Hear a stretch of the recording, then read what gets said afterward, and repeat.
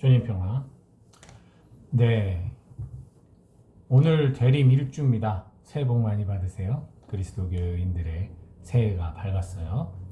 이 대림 4주간 동안 점점 밝아지는 초를 바라보시면서 우리의 마음의 정화를 잘 시켜서 새로 나오시는 또 예수님과 함께 또 새로운 출발을 하시길 바라고요. 오늘 복음이 종말 이야기가 나와요. 여러분들에게 있어서 종말은 어떤 의미일까요?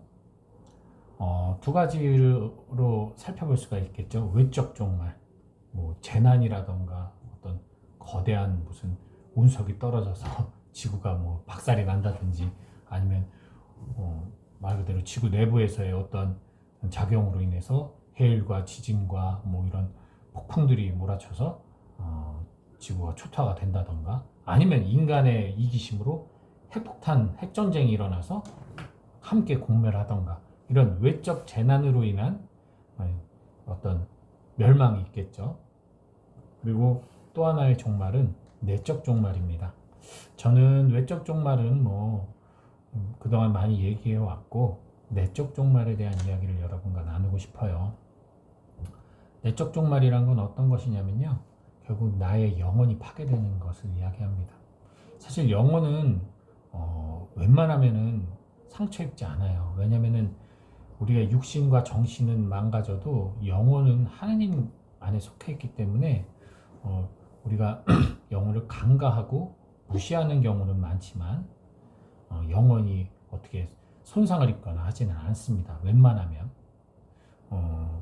아무래도 무신론자들이라던가 하느님을 완전히 이성적으로도 태생적으로도 거부하는 사람들이라면 그 사람들에게 있어서는 영혼이 제대로 작동하는 사람들이 아닌 거죠. 영은 있으나 그 영이 우리 그리스도인들이 생각하는 그러한 주님의 영이 내린 영이 아닌 거죠. 그냥 모든 피조물과 같은 혼이 있는 정도라고 볼 수 있겠죠.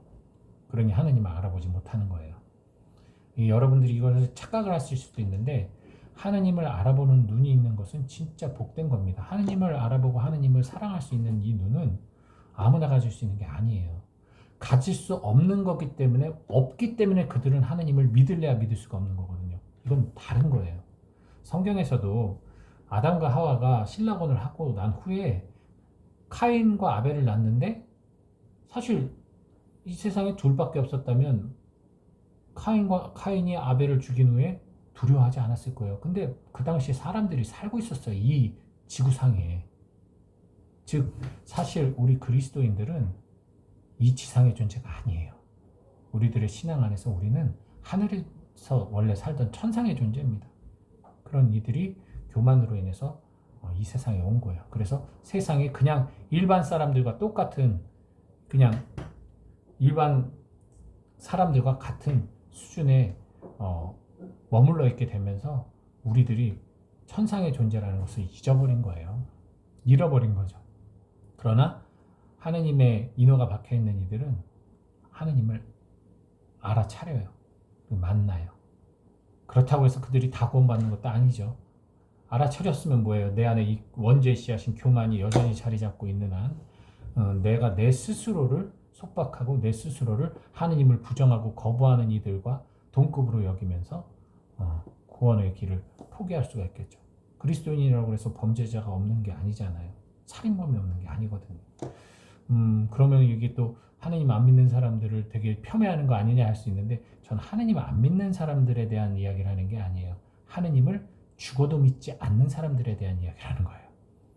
하느님 죽어도 믿지 않고 자신의 삶을 그저 즐기고 어떤 낭비하는 데 사용하는 이들, 말 그대로 구제불능이라고 말하는 그런 이들은 분명히 하느님께 속한 이들이 아니에요. 그런 이들의 영은 우리들의 영과 다르다는 얘기를 하는 겁니다.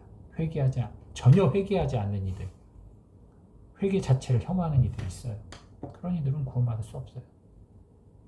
거기에서의 차별을 얘기하는 겁니다. 이건 다른 겁니다. 완전히. 우리는 그래서 아직까지 하느님의 하느님이 주신 영을 갖고 있고 흔적이 있는데도 불구하고 하나님을 모르는 이들에게 끊임없이 선포해야 되는 거예요. 그래서 우리의 선교가 그래서 필요한 겁니다. 세상 끝까지 모든 피조물에게. 누가 어떤 사람이 하나님의 영을 이 안에 담고 있는지 우린 모르니까요. 그들에게 눈을 열어주는 것이 그리스도인의 역할이죠. 자, 여기까지는 이제 일단 설명을 드린 거고, 어쨌든 내 안의 종말, 즉 더 이상 구원을 희망하지 않고 구원의 때에 고개를 들어 주님께 속량의 나를 수락하는 그것을 실행하지 않는 이들은 어쩔 수 없죠. 아무리 내가 평생 주님 주님이라고 부른다고 해도 결국 그 사람은 구원을 받을 수가 없습니다. 더 정확하게 말하면 비록 세례를 받았어요. 그리고 신앙생활이라고 주일미사도 열심히 나오고 합니다. 근데 그 사람이 알고 봤더니 하느님을 사랑하고 하느님을 알고 믿은 게 아니야. 그냥 자신의 입신양명을 위해서 자신의 삶을 조금 더 윤택하기 위해서 마치 무당 점집 찾듯 어떤 여기서 빌고 돈 많이 내면 내가 좀 더 이 세상에서 누릴 수 있지 않을까. 이 욕심으로 살아간다면, 즉 영원한 생명에 대한 기대는 별로 없고 그거는 뭐 있나 보다 없나 보다 하고 그냥 내가 지금 여기를 통해서 사람들 좀 영향력 있는 사람도 만나고 뭐 여기서 내가 여러 가지 도움받고 이런 것으로 종교를 이용하고 하느님을 이용하는 사람들 똑같아요. 그 사람들은 사실 이 영에 하느님이 있는 사람들이 아닌 겁니다. 하느님을 모르는 사람들이 아니라 하느님을 모독하는 사람들이죠. 그래서 하느님을 모독하는 이들 외에 모든 사람들은 하느님을 잘 몰라서 하느님이 어디 있어? 이렇게 하는 사람들 중에서도 사실 몰라서 그런 거예요. 증명만 하면 제대로 알려주면 체험만 하면 다 돌아올 수 있거든요. 그래서 자, 종말이라는 거 그런 나의 영혼의 울부짖음을 또 하느님의 부르심을 귀를 막고 눈을 감고 입을 닫고 고백하지도 바라보지도 또 듣지도 않는 신앙생활을 한다면 당연히 그럼 그런 신앙생활은 어떤 걸까요? 불행을 불행이라 여기는 사람들이에요. 그럼 어떻게 불행을 행복하게 여길 수 있겠습니까? 예, 불행을 행복하게 여기라는 얘기가 아니에요.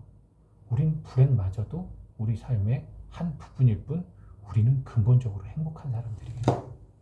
여러분들이 이것을 인정하고 인식하고 주님 안에서 살아가셔야 돼요. 주님이 주시는 건 결국 행복이에요. 근데 우리는 자꾸만 조건을 달기 때문에 거기서 불행이 솟아나는 거예요. 기대를 하기 때문에. 우린 이미 행복한데 행복하려고 기대하잖아요. 난 행복하다고 생각을 안 하잖아요.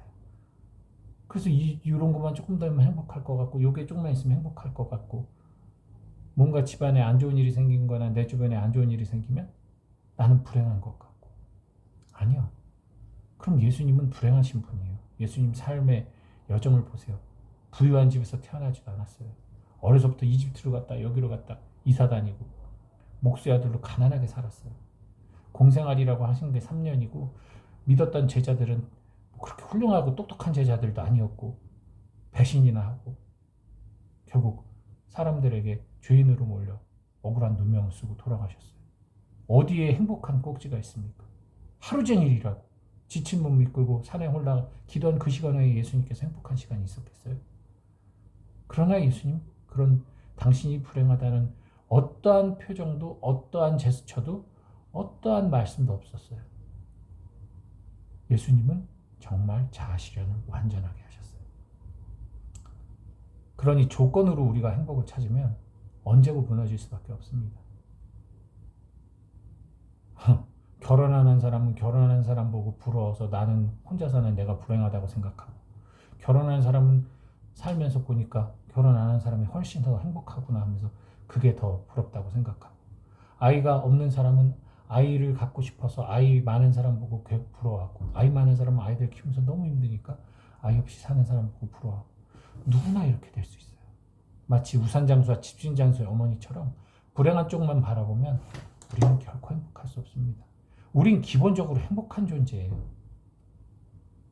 그 행복을 잃어버릴까봐 두려워하지 마세요. 그냥 우리 자체가 행복해요. 왜? 우리는 하느님의 자녀니까. 하느님 자체가 사랑이며 기쁨이며 평화이며 영광이라면 우리 또한 기쁨이며 평안이며 영광이에요. 하느님의 이 세상의 고통이, 그 유한한 이 인생의 그 고통이 얼마나 우리를 오랫동안 괴롭게 고통스럽게 할 수 있다고 생각을 하십니까? 길어야 100년이에요. 짧으면 몇십 년도 안 되고. 그러니까 여러분들이 생각하는 삶의 비중은, 즉 우리 영원히 참으로 살아가야 될 삶의 그 자리는 지금으로부터 시작해서 영원한 생명이에요. 영원함이에요. 영원함. 그렇기 때문에 그 중에 그 찰나인 이 육신을 담은 이 영의 삶을 너무 심각하게 생각하지 마세요.